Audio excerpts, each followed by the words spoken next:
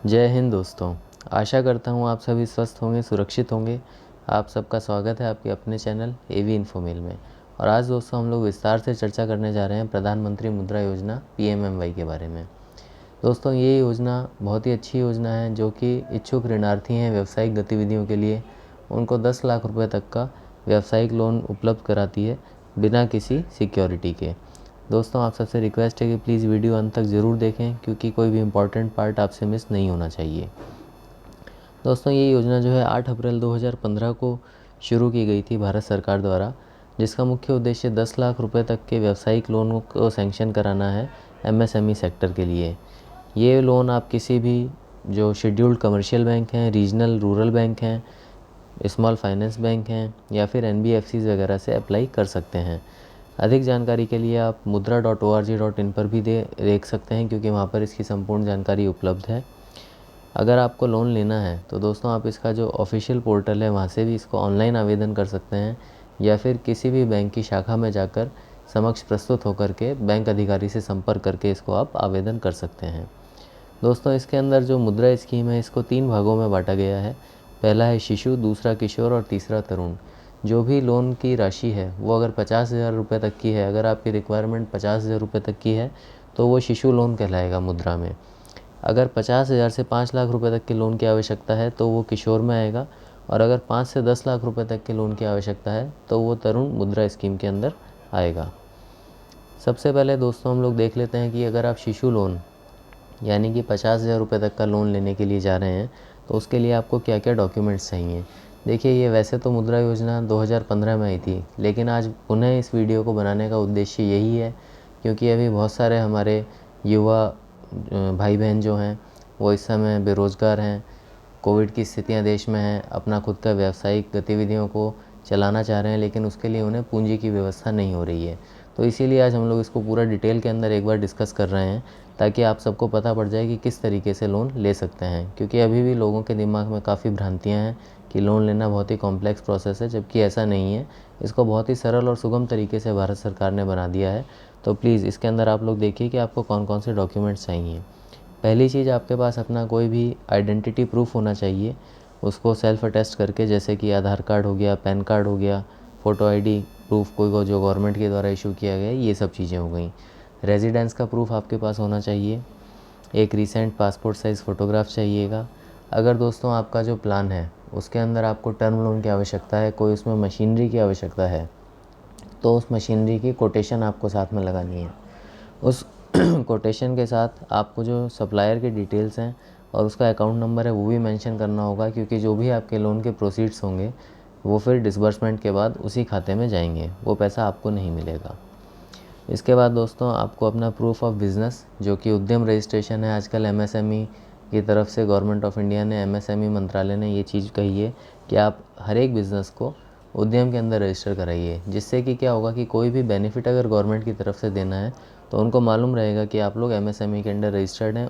आपका एक रहेगा वहाँ पर प्रूफ रहेगा बिज़नेस का। प्रूफ ऑफ कैटेगरी, आप जनरल हैं, OBC, SC ST जो भी हैं वो बताना होगा। और इसकी सबसे महत्वपूर्ण चीज़ दोस्तों ये है कि पहली चीज़, इसके अंदर कोई भी प्रोसेसिंग फ़ीस नहीं है। 5 लाख रुपए तक के लोन में कोई प्रोसेसिंग फ़ीस नहीं है, बिल्कुल निल है। कोई कोलेट्रल आपको नहीं देना, कोई सिक्योरिटी नहीं देनी। पहले क्या होता था कि व्यावसायिक लोन के लिए आपको कोई ना कोई ज़मीन, दुकान, मकान, कुछ ना कुछ गिरवी रखना पड़ता था बैंक में, लेकिन अब उसकी कोई ज़रूरत नहीं है, बिल्कुल कोलेट्रल फ्री है। ये सारा का सारा चीज़ ही FMU के अंदर कवर होता है।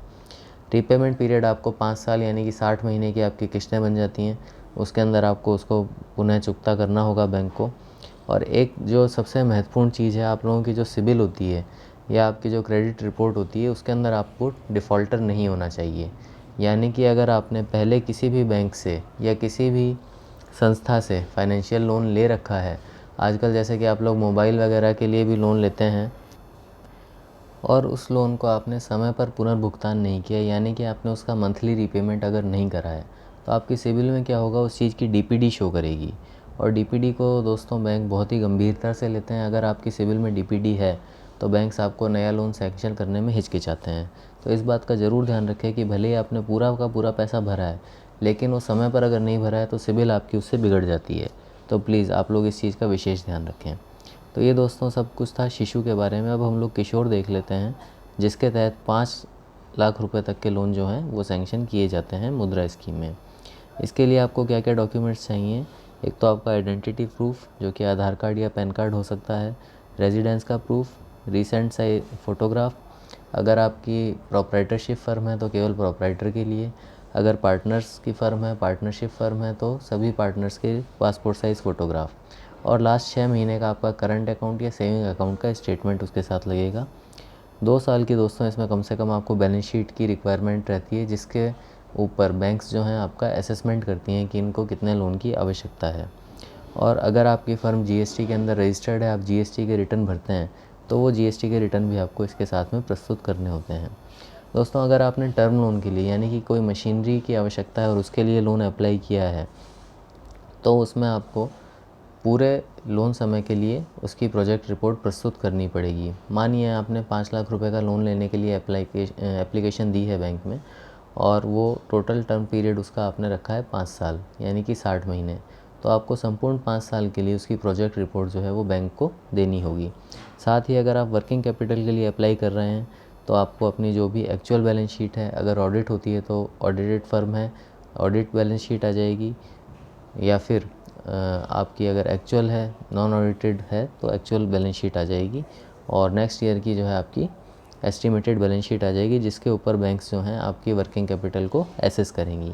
एनओसी देनी होती है दोस्तों हमारे को, लैंड यूज़ का सर्टिफिकेट, कि हम लोग जहाँ पर अपना व्यावसायिक गतिविधि करना चाह रहे हैं वहाँ पर कोई हमारे को इसके लिए रोक ना सके।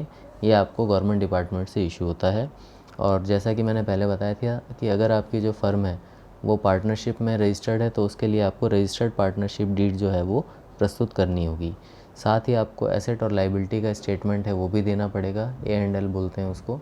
उसके अंदर सभी परिसंपत्तियां और देनदारियों का ब्यौरा होता है, विवरण होता है कि व्यक्ति के पास क्या क्या है, क्योंकि अगर कल को कोई लोन डिफ़ॉल्ट होता है तो बैंक आपसे उसकी पूर्ति कर सकती है। दोस्तों, इसके लिए हमने पहले भी एक वीडियो बनाया था जिसके अंदर ये सब कुछ बताया गया था, आप उसको भी देख सकते हैं। अब दोस्तों, इसका मैं आपको बता देता हूँ कि इसके बेनिफिट्स क्या क्या हैं। ये सबसे पहले इसके ऊपर रेट ऑफ इंटरेस्ट जो है वो जो गवर्नमेंट के बैंक की रेट ऑफ इंटरेस्ट है वही इस पे लगती है, जो भी प्रिवेलिंग है। कवरेज इसके अंदर आपको CGFMU क्रेडिट गारंटी फ़ंड है उससे 100% कवरेज है, क्योंकि कोई भी कोलेट्रल इसके अंदर या सिक्योरिटी आपको नहीं देनी है। साथ ही आपको इसके अंदर रुपए मुद्रा कार्ड, जो कि डेबिट कार्ड होता है, वो भी मिल जाता है। चेकबुक भी इशू होती है, उससे आप लोग अपना लेन देन कर सकते हैं। प्रोसेसिंग फ़ीस इसमें 5 लाख रुपए तक नील है। 5 लाख से 10 लाख के बीच में जो भी आपका लोन अमाउंट है उसके ऊपर आधा % प्लस जो भी GST है वो आपकी प्रोसेसिंग फ़ीस लगेगी। रिन्यूअल इसका आपको सालाना कराना पड़ता है। रिन्यूअल के ऊपर आपको एक अलग से हमने वीडियो बना करके दिया हुआ है, वो भी आप उसको रेफ़र कर सकते हैं, ताकि आपका रिन्यूअल का सारा कंसेप्ट क्लियर हो जाएगा। साथ ही इसके अंदर आपकी जो इंस्पेक्शन, जो सबसे पहले तो प्री सैंक्शन होता है। जब भी बैंक आपको लोन सैंक्शन करती है तो पहले आकर के बैंक अधिकारी आपके यहाँ पर देखते हैं कि जगह कैसी है, ये इस व्यावसायिक गतिविधि के लिए उपयुक्त है या नहीं। साथ ही इसमें हाफ ईयरली इंस्पेक्शन जो है वो हमेशा होगा, और अगर लोन ख़राब होता है या डिफ़ॉल्ट होता है तो इमीडिएट बैंक इसके अंदर आपका इंस्पेक्शन करेगी। स्टॉक जो है, स्टॉक आपको ईयरली इसके अंदर जमा कराना ही है अपने बैंक के अंदर। और साथ ही इसके अंदर जो प्राइमरी सिक्योरिटी होती है वो स्टॉक ही होती है, आपकी स्टॉक को ही हाइपोथिकेट करती है बैंक, इसलिए आपको ये सालाना देना ही है। इसके अलावा दोस्तों, आप अगर मैन्युफैक्चरिंग, सर्विस, रिटेल या एग्री में हैं तो इन्हीं सभी वर्गों के अंदर जो है मुद्रा में आपका लोन दिया जाता है, तो आप इसमें से किसी में भी ले सकते हैं। और एक और महत्वपूर्ण आपको बता दूं, मैंने जैसा आपको बताया था कि आपको प्रूफ ऑफ बिज़नेस में उद्यम के अंदर रजिस्टर कराना चाहिए MSME में, क्योंकि अभी हाल ही में जब कोविड पीरियड था तो उस समय गवर्नमेंट ने जो शिशु लोन थे उसके अंदर 2% का इंटरेस्ट सबवेंशन उनको प्रोवाइड कराया था। तो ये समय समय पर आने वाली योजना है, लेकिन इनका लाभ हमें जब ही मिल सकता है जबकि हम लोग उसके अंदर रजिस्टर्ड हों, तो ये बात आप ज़रूर ध्यान में रखें। अब दोस्तों, तरुण देख लेते हैं। तरुण लोन जो है 5 लाख से और 10 लाख रुपए के बीच अगर मुद्रा में आप लोन लेते हैं तो वो तरुण कैटेगरी के अंदर आता है। इसके अंदर जो भी डॉक्यूमेंट्स चाहिए या जो भी इसकी फॉर्मेलिटीज़ हैं वो सेम हैं जो कि हमारी किशोर मुद्रा योजना के अंदर थी। तो आप लोग उसको पॉज करके या कैसे भी लिख करके नोट डाउन कर सकते हैं और इसका फ़ायदा ले सकते हैं। दोस्तों प्लीज़ आप हमें ज़रूर बताइएगा आपको वीडियो कैसा लगा कमेंट सेक्शन में। अगर अच्छा लगा तो प्लीज़ लाइक करिएगा, बेल आइकन को प्रेस करके रखिएगा और ऐसे और अधिक इन्फॉर्मेटिव वीडियोज़ देखने के लिए प्लीज़ चैनल को सब्सक्राइब करिएगा। Thank you.